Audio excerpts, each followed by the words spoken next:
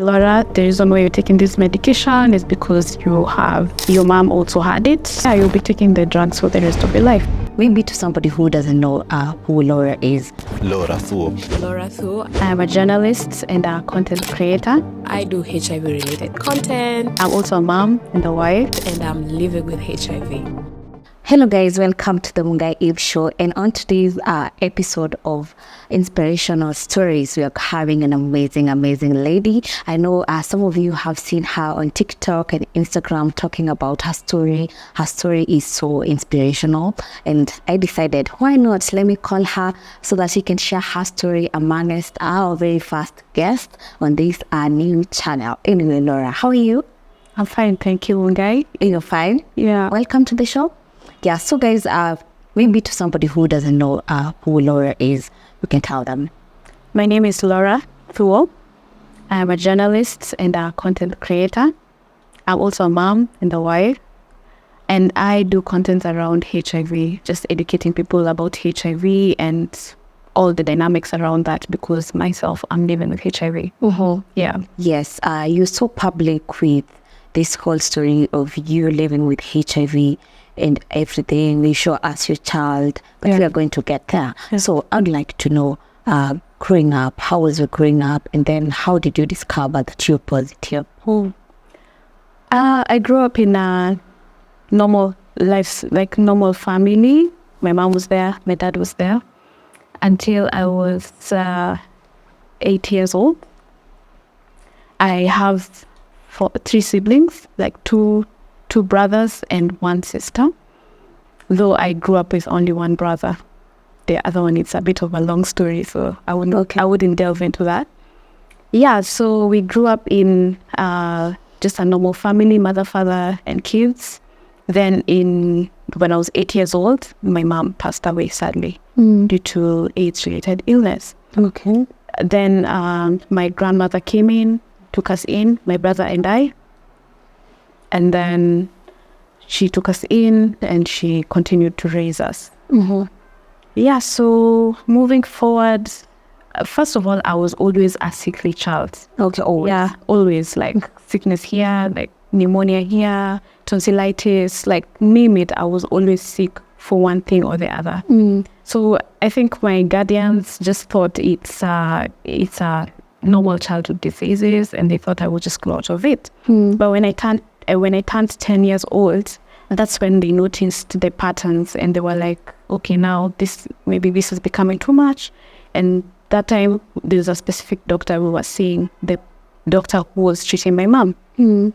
Yeah, so the doctor noted that since my mom had died of AIDS-related illness, how about we test this girl for HIV? So now that's when they went ahead and did the test, and they found out that I am HIV positive. So you were 10 years old? Yeah, I was 10 years old. So you had lived with it for 10 years without any medication? Yes. Okay. Yeah, it's very, very possible to live with HIV for a long time before you start getting symptoms or you start getting sick. Yeah, so when they did the HIV test, they found that I'm positive. So when they found out about my HIV status, they put me on ARVs. But they didn't tell me. Okay, what? Yeah, they didn't tell me about my status. They just told me, take these drugs because you have pneumonia, because you have any illness that will come, it will be because of that. The drugs would be for that. Yeah, so with time, I wouldn't take the meds, to be completely honest. I wouldn't take them. When I would get better, I would just stop somewhere. Oh, yeah. Just keep them somewhere. And then I continue with my life, because it's like, okay, since the pneumonia is gone, why should I continue taking this? Yeah, so moving forward, come when I was around 13 years old, we were moving to a new clinic which had the ARVs for free, because with this private doctor, we were buying the ARVs. Yeah, during that time, they were not rolled out for free by the government yet. Yeah, so when I turned 13, we went to a new clinic, and one of the requirements of this new clinic was that I had to know my HIV status. Then I was even questioning. I was still questioning and wondering, why am I taking these drugs? I kept asking, they kept going around it, which I'm not so angry about, because I understand the kind of circumstances before you disclose to a child. Maybe it can be a bit difficult. Yeah, so when we got to this new clinic, they were required to disclose to me. So they disclosed to me with the assistance of a counselor. Okay, so how was it disclosed to you? So it was like a counseling session. Okay. A normal clinic, the way you just go to the hospital, it's like a checkup. But now this time I went to see a counselor with my grandma and my aunties and uncles. Yeah, and then now they told me, Laura, the reason why you're taking this medication is because you have HIV, and your mom also had it, so you were born with it. And yeah, you'll be taking the drugs for the rest of your life. Okay, by that time, were you, did you have the knowledge on what HIV is? Then I did have the knowledge. Okay. To be completely honest, So I you was just agreed. 13 years old. Yeah. And the knowledge I had about HIV was from science class. Like, if you remember science class, there was always these images of scary looking people, and AIDS, AIDS kills. That was the general message about HIV. So that's all I knew, and I thought that was my fate. Because I also saw my mom. I'm like, oh my God, probably I'm going on the same route. But they really, really reassured me. They were like, no, if you take these drugs well, you're going to be better. You're going to have a fulfilling life. But then I couldn't see it. Yeah, so when I was 13 years old as well, I developed an infection, tuberculosis as well. Because the drugs I was not taking them well. So I still got sick. Yeah, so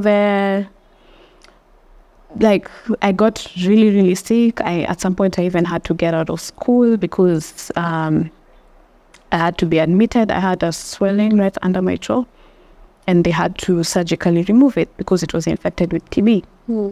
Yeah, because TB has this thing where it can affect any part of your body, not only the lungs. It can go beyond the lungs. It can go to your spine. It can go to your liver, your organs generally. So it infected I think it's a salivary gland or a lymph node. Yeah. Okay, so how did you receive the news as a child? Like, were you like, okay, I'm just going to continue with the medicine? Or did you have like a phase transitioning to understand what exactly is happening? It was very challenging for me. It was very challenging because, first of all, I felt a burden. It was like a whole burden. I blamed my mom. I felt like, oh my God, my mom has placed a very huge burden on me, and then she's not here to be with me. So it was not easy accepting that was my status. I remember even one time when I was in school, in class, I was sitting in the front. I'm always a front seater. But then I look behind, I'm like, God, out of all these people, it's me who you chose to be HIV positive. So it was not so easy. I even became withdrawn because I was like, I don't think there's any more life to this. There's no more living. I don't think I need to do anymore because I'm going to die eventually. Yeah, so it was not so easy. However, the clinic I was at had sessions called support groups, whereby we would meet either monthly or, mostly monthly. We would meet with other adolescents and young people, and people my age generally, who are also HIV positive. So these sessions helped me understand that it was not just me who's in this journey, and it also helped me understand that as a community, we can help each other. We can help each other grow and learn, because the sessions were very, very intensive about ARV adherence, about living positively, about HIV generally, how HIV affects your body, how the ARVs work. So it was so intensive that it helped me come out of that little hole I was in. Plus my family was also very, very supportive. Remember, we were taken up by our grandma. She gave us so much support, and she gave me so much support to just accept myself, to know that it's gonna be okay. Your mom's fate is not yours. You can still live a normal life. Yeah, so I really, really attribute to those. Okay, so at school, did you ever share with anyone? No, when they disclosed to me my status, I really did not want anyone in this world to know. Even my friends, my cousins, my bro, I didn't want them to know, because I felt like it was not something that was worth sharing. Yeah. Okay, so until so you finished school and everything, you never shared with anyone about your status? No. Okay, at what point did you decide that now you can start sharing about it, like being public about it? So I joined campus. And by the time I joined campus, I had accepted everything about myself because of those sessions and having friends who are in similar situations. It helped me accept myself and accept my status. So by the time I was joining campus, I just decided I'm going to start afresh, just follow my dreams. Since I'm already on this path, I'm going to follow my dreams, and I'm not going to let HIV ever define me and define my life. Yeah, so I went through campus, and then in 2016, when I was graduating, I was open. Like, I was now open. I didn't mind anyone knowing. Even in like relationships, I was able to talk about it. So it was not something that was such a big burden to me anymore, because I had healed about, like, I had accepted myself. Yeah, so eventually I was able to start talking about it. I even got into the HIV space, because there's an advocacy space that usually educates people, creating awareness about condoms, prevention, HIV prevention, HIV treatment, living with HIV. Yeah, so I got into that space. And volunteering in that space helped me become more comfortable about talking about my status. And then eventually I was like, now I think I got to do this. Okay. Yeah. So when you started sharing about it, were there maybe discrimination that you ever got, or already you had the people you had in your circle, or the people that you had the same status? Okay, most of the people I had around me were accepting. Okay. Yeah, they were so accepting of my status. I never felt any like stigma. Plus, I think my background and my upbringing sort of shaped my mentality and shaped my outlook of life and outlook of things in such a way that even if someone would stigmatize me, I wouldn't really feel it, because it's like, okay, how can you talk about something I can't change? Because HIV currently, I can't change anything about it. So I've not gotten any. Okay, I've gotten those two questions of, you don't look it, how do you do this? How do you live?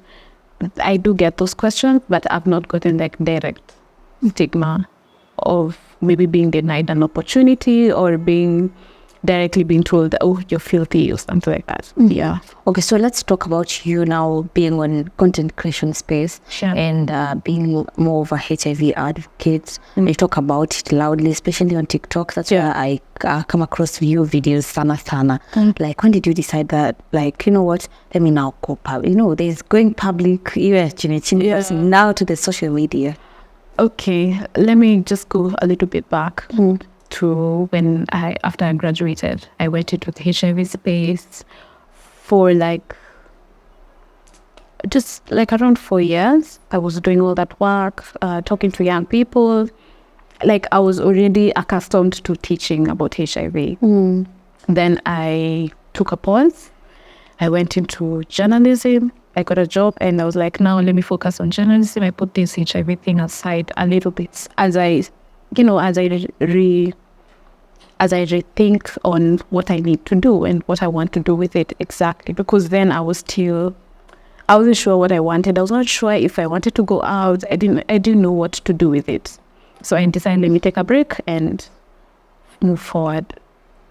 Yeah, so in 2023 last year, I decided to now start speaking about it on my platforms, because it's like, okay, I have the information, it's all on my fingertips, but I'm feeling like, okay, now where am I going to take all this information? because people around me understand. People around me, I always sensitize them one way or the other. But how do I scale it up to other people? Because I'm sure out there's someone who actually needs my story in one way or the other, regardless. Yeah, so that's what came to this decision. Also, support from my husband. He's the one who really, really inspired me to go on. He's the one who encouraged me, like, okay, when are you starting? You can do this. Yeah, so that reassurance also helped me come out. And knowing that I have someone to fall back to. I have my family, I have my friends, I have my husband.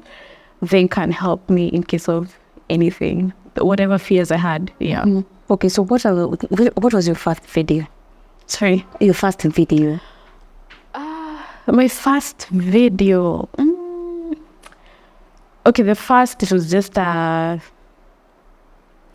talked about the HIV tribunal. Yeah. Because there was a meme going around, not a meme, it was like from NTV. It was a published story around a man who disclosed another person's status in the WhatsApp group, and that person was sued and he had to be paid because of the damages that happened. So I was like, okay, I can talk about this because people don't know that sharing someone's status without their consent is illegal. So I did a video on that, and it really, really went around. I was impressed. I was like, okay, yeah. Okay. So actually sharing somebody's, I didn't know as well. Yeah, it is actually illegal. There's a whole, the policy is called the HIV and AIDS Prevention and Control Act, HAPCA. And from there, it stipulates that you cannot share, even a medic or a medical practitioner or a nurse, they cannot share your status to anyone, even your family, without your consent. Yeah. Okay. You've mentioned about your husband. Yeah. I'd like to know, like, after you've told us after completion of the campus, you got a job and everything, like, when did you decide, like, you know what, despite everything, it's time to start a family, and how has it been for you? Okay, let me actually mention that when I found out about my status, I remember making a vow to myself that I would never get married and I would never have children.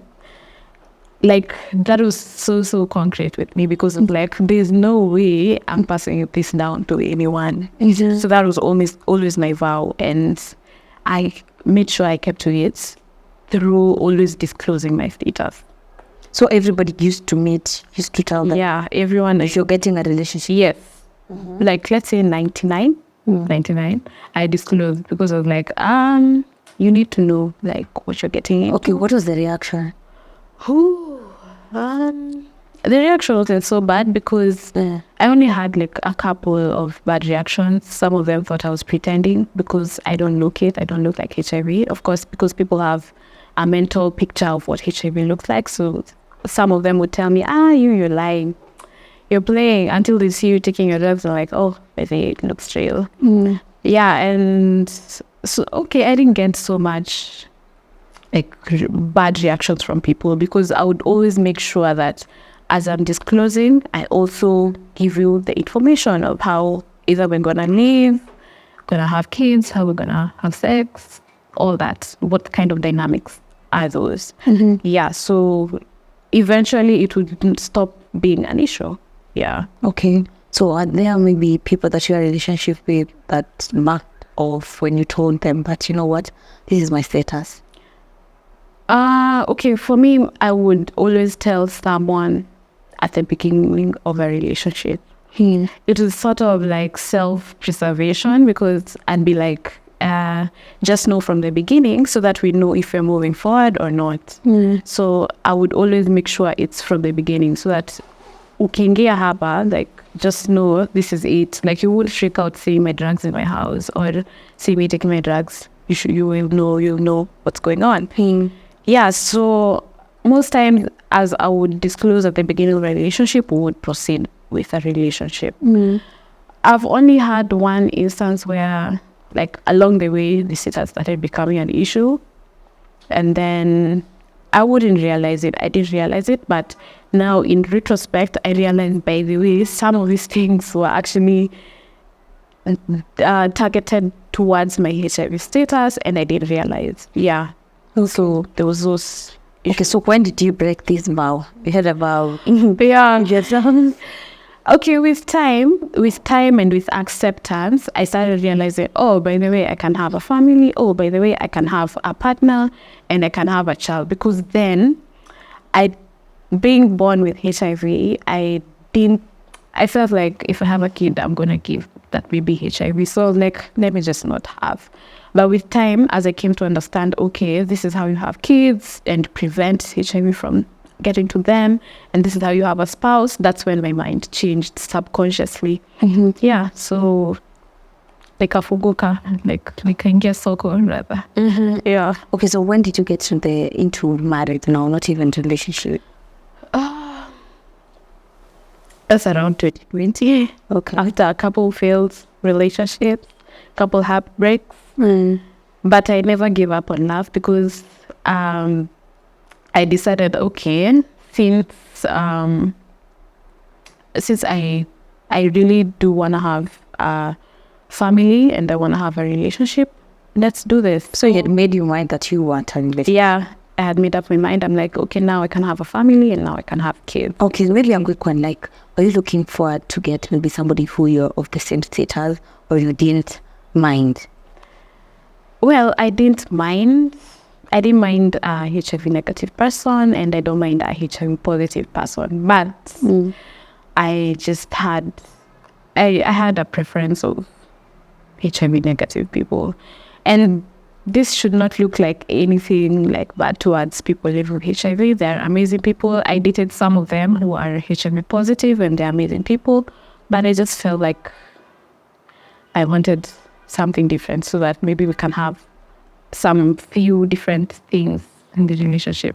Okay. Yeah. So the main reason that you wanted a negative person is because maybe of the you wanted to experience something different in terms of maybe being just the only one taking drugs. Yeah, just that. Yeah, and not having just that. Okay, and that's what you got. Yeah. Okay. And how do you define a relationship? Of course, I see you sharing a story na mtoto wako pale TikTok.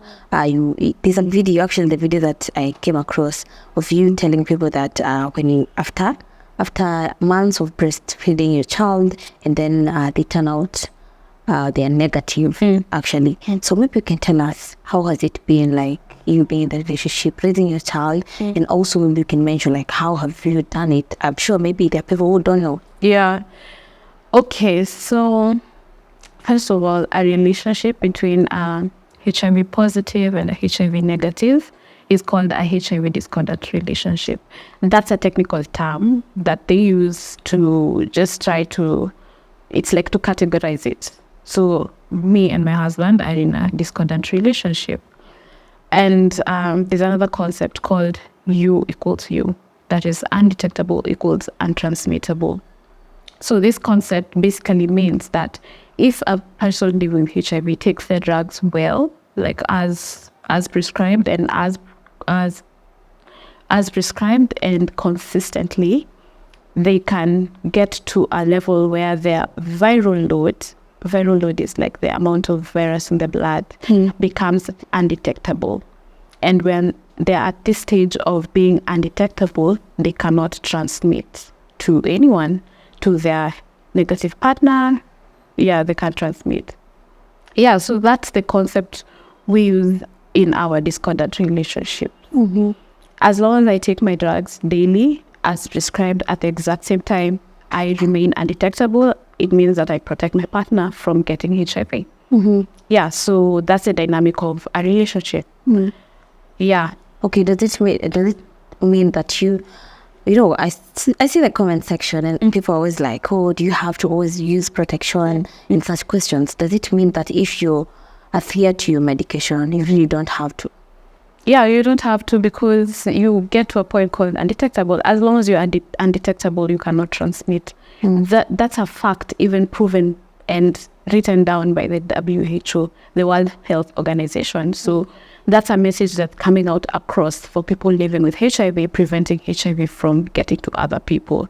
So that's a proven fact. Okay, so for how long are you going to take these meds so that you can be You can't be undetectable within even 6 months of taking your drugs well. Okay. Yeah. So even if you start your ARVs today and 6 months from now, you can be undetectable and you'll be okay with even your HIV negative partner. Yeah. Okay, maybe I can mention to us, like, how have you been raising your kid, getting to a point that you decided, you know what, now we are a family and I want to get a child. Like, how was it? And also bringing her to social media. Okay. Having a baby, it was just a decision we had with my partner. We were like, okay, now let's move forward with this family. I got pregnant. And pregnancy was a ghetto for me because I had intrusive thoughts. In as much as, yes, I was okay with my status, I had these intrusive thoughts about, okay, what will I pass it to my baby? What if this happens? What if this happens? I was even afraid of getting a CS. I'm like, oh my God. Like, I had so many thoughts that were just coming to me. And I had a huge fear of infecting my baby. However, through the clinics I would attend, they would reassure me and they gave me a drug. There's a drug now you give to a baby to prevent HIV from happening. So like for me, they gave it to me when I was 7 months pregnant, because they were like, at 7 months, most likely you're more likely to give birth from 7 months. Like anything can happen, you get a baby, you can even get an emergency CS. So they were like, have these drugs with you. Anytime you go to the clinic, have them with you in case of anything. Yeah, so when I was due to deliver, I went to the hospital, I carried my drugs with me. And when I delivered, I gave the drug to my baby within 2 hours before I breastfed her. Yeah, so these drugs, you give them as you breastfeed. Yeah, as you breastfeed the baby, you give the drugs daily, maybe once or twice a day. And that helps you to prevent HIV from getting to the baby through breast milk. Yeah. Okay, and how was the journey, like the whole journey health-wise, the pregnancy journey? The pregnancy was amazing. Oh, it was so nice. I glow. I had a nice glow. My health was okay. My viral load was undetectable throughout my pregnancy because I was taking my drugs. And I had support. So my pregnancy was really, really glorious, if I would say. The only challenge I would say about motherhood was the breastfeeding part and giving the baby that prophylaxis. It was so challenging. However, I came through. I just passed through it and it was amazing. So you're done with breastfeeding? Yeah, we stopped breastfeeding at 10 months. My baby and Shisha too, because I had gone back to work and I think our schedules were not matching, so she just got off breastfeeding. Yeah, so after you stop breastfeeding, you're supposed to still give the drugs to the baby for another 6 weeks after stopping to breastfeed. Okay, so how was it when you were told that, you know what, when you give her this medication, she's not going to get the infection and everything? Like, how did you receive the news? Were you scared? Yeah, I had the fear, of course, because I don't know, sometimes to some extent it's hormones, but also you have that kind of thought in your mind of what if, all the time you're like, what if? But as long as you follow what the doctor tells you, because there are specific things you need to do to prevent, as long as you follow that to the letter, like, you'll be good. Because the doctor usually recommends that the first 6 months are exclusive breastfeeding, and exclusive meaning you can't give the baby water, you can't give the baby any food, anything else. Even mixed feeding, like with formula and breast milk, is not usually recommended. So as long as you follow those guidelines, you are okay. So I just knew that at the back of my mind, I'm gonna do what the doctor is saying, what the doctor is telling me, and I'm hopeful that my baby is gonna turn negative.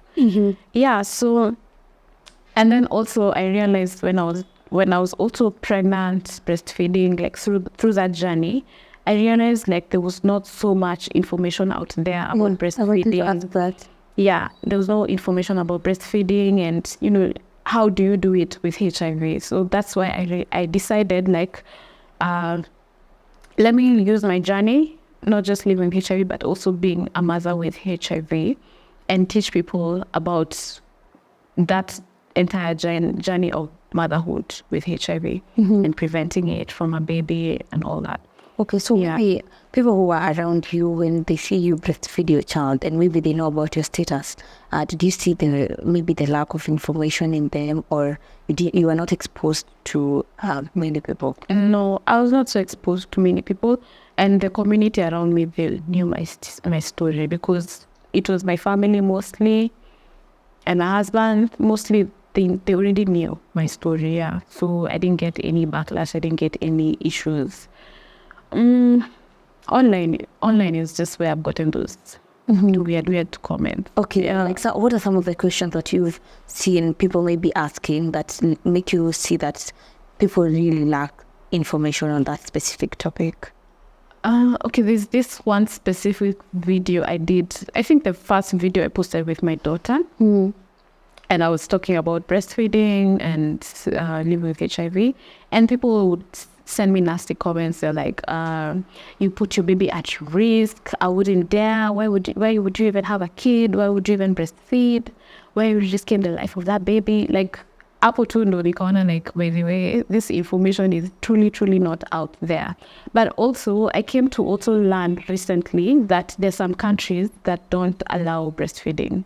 When you're with HIV, they highly discourage it. But in our countries, like most African countries, they allow you to breastfeed as long as you're giving the prophylaxis. So those comments are the ones that made me actually know, okay, there's actually a gap, because people don't know that when you're living with HIV, you can have kids, you can have a very healthy relationship, and you can have them with HIV negative people, and you can have a HIV-free generation coming after you. Yeah, so that was mostly the comments I would get and would make me know, oh yeah. And at no point they discouraged you? No, not at all. Okay, so where you are right now, like, what is your plan? Like, are you planning to continue advocating for HIV, or are you planning also to do more other content? Planning to do a more wholesome content. Because, I like teaching about HIV, but also I would like to show people other aspects of my life, and just letting people who have HIV know that my life can be normal. Life is so normal. It's not the end. Yeah, and it's not the end even for that person who has been diagnosed with HIV. Yeah, so I'm looking into more wholesome content, continuing to throw in the little information, but at the same time doing more content around my daily life. Yeah. Okay, throughout this journey, maybe what can you say that has been really supportive to your journey? Throughout, like from the beginning? Yeah. I'm going to say my grandma. My grandma has been super supportive. Even me going public about my status, she's always been like, yeah, that's good, because that's the kind of thing she wanted for me. And she was like, as long as you're healthy and you're following your purpose, then she's really supportive. She's always been supportive of all my work, regardless of how cheeky it looked or how weird it sounded. Yeah. Okay, have you gotten a chance maybe to interact with young people that are HIV positive now that you've grown, you're older? Like, young people come out when you're 10 years, 13 years, like when you discovered you're HIV positive? No, right now, since I started my content, no, but before, yeah, I would really interact with them, because I would go to like support groups and just teach and show people community. I would go for activities where I'm giving like people treatment literacy lessons. Yeah, but right now I've not been able to sort of strike the balance. Yeah. It's something that you'd love to. Yeah, definitely. I would love to interact with younger people and just going out in the community and telling people like, yeah, I'm doing this, you can do it too. Yeah. Okay, at any point maybe you interacted with some people who had lost hope and everything? I interact with them almost daily on my platforms because people reach out to me daily with actually almost every day. Someone comes to me like, oh, I just discovered my status. Oh, last week I found my status. I'm pregnant. I'm losing hope. Oh, I'm looking for friends. I'm feeling lonely. Yeah, so I interact with so many people on my platforms who usually like they tell me their issues and they want me to help them in one way or the other, or to guide them, okay, this drug has a side effect, what do I do? Or what kind of, just generally about living with HIV, how do I disclose? All those issues, I usually get them on my DMs. Okay, of course your DMs, you get a lot of them. How do you manage to talk to each and every person? I try, and where I can't, I usually ask my husband for help. Yeah, I just ask him to help me respond to some of them, and because he's also in capacity to give some advice from what he knows. So sometimes I ask him to help me just go through them and see what kind of solutions we can give these people. Yeah. Okay, maybe as we finish up, what would you tell somebody who is out there living with HIV positive, living with HIV? Sorry. I would tell them that you need to just live your life, because HIV is only one aspect of your life. And even if you learned about your status today, you need to just take your drugs on while you think about today. Like, stop thinking about next week. Just take them now. We're going to think about tomorrow. Yeah, and I would also like to tell them that HIV is it's a tiny disease that lives in our body, and it doesn't define you. It doesn't define anything that you're looking to do. It shouldn't define any aspect of your life. Yeah. Okay, there's a video that you made saying that as a person living with HIV, it becomes really hard when you have another disease. Yeah. Maybe you can tell us more about that.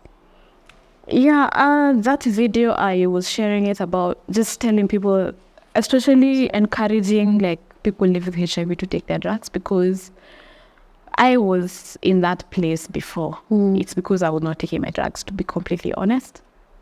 And then I got TB. And by the way, diseases come to us, because our immunity is a bit compromised. So diseases come to us in a different way. You can even have a homa and it can even take you out because it comes in a different way. Yeah, and that was my experience with TB, because I felt like I nearly experienced death with TB because it came so badly on me. Yeah, so that's why I did that video. It was sort of humorous. It was not to share any fear to people or anything. It was just to sensitize about HIV. Yeah. Okay, and where we are as a country, do you think nowadays people are more informed when it comes to the disease? Definitely, people are more informed, but there's always, I don't think, okay, let me quote someone who I look up to, and she's a leader in the HIV, this HIV space. She said that, her name is Dr. Marsha. She's the CEO of the National Syndemic Disease Control Council. And she said that we should not confuse progress with success. And in as much as, yes, there's information out there, the services are there and they're accessible, we should not confuse that with success, because there are people out there, this information has not reached them. And if this information has reached them, imewafikia kama misinformation, like maybe it's misinformed or they've just hearsay. So I think we've made a lot of progress, but we are not there yet. The stigma is still there, because there's still people who come to me and they're like, oh, I disclosed to my partner and they kicked me out, or I disclosed and they didn't want anything to do with me, which means the stigma is there. Okay, so what did you tell somebody who is out there and also not living with HIV? My main message for a person who's not living with HIV is that you equals you. Undetectable is equals to transmittable. Untransmittable. Let me say it again. You equals you. Undetectable is equals to untransmittable. So if you meet someone who's living with HIV out there, just support them, because as long as they take their drugs, they will not be infectious to you. Yeah, so that's the main message to people who are out there and they're HIV negative. Just support the cause and don't be that person who is out there just stigmatizing people or throwing out negative comments about people, because it can happen to anyone at any point. It takes maybe even less than a second for someone to get infected. So it's important to share empathy to people always, regardless of whether they're positive or negative. And HIV currently doesn't have a look. So you can't say, this one looks positive, this one doesn't look positive. So that's the main message. And also HIV testing, always go for your routine HIV tests and ensure that you protect yourself, use condoms. Don't just go be with people who are of unknown status to you. Yeah. Okay. Thank you so much, Laura, for sharing your story with us. Really appreciate, and I'd like you to mention to my people who are watching where they can find you in case maybe somebody would like to get some information, your social media handles. Okay. My should I look at the camera? You can look at the camera. Okay, so hi. My platforms, I have two most active platforms are my Instagram and my TikTok. On TikTok, you can find me at Sheshi Thuo. Sheshi Thuo, like Sheshi, SHE, 3 I's, Thuo. And on Instagram, you can find me as Wangeshi, like W_Ngeshi. But generally, if you search Laura Thuo, you're gonna find me. You're gonna find me on all platforms, even Google, LinkedIn, Facebook, all those platforms. You're gonna find me. Yeah.